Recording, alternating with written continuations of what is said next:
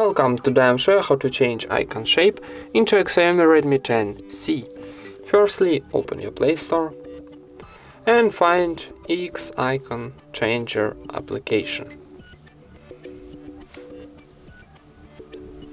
This one. Need downloading and installing, so wait a second for install.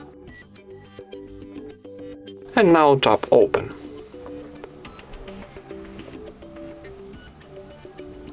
Now need close ads, and from the list choose your application. Maybe TikTok will be nice. So and now from the list of your icons choose your new icon shape, maybe here this one or this, like camera. Okay, then in the top right corner we got OK button.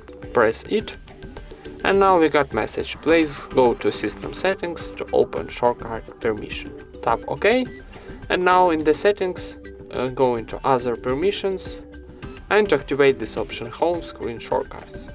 Tap it and choose always allow. And now go back one more time, choose your icon and press OK button one more time. And now wait a second for generating of new icon. Then sometimes need close ads, maybe a few times, because it's free application.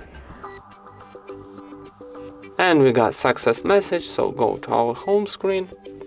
And here we got new icon of our TikTok application.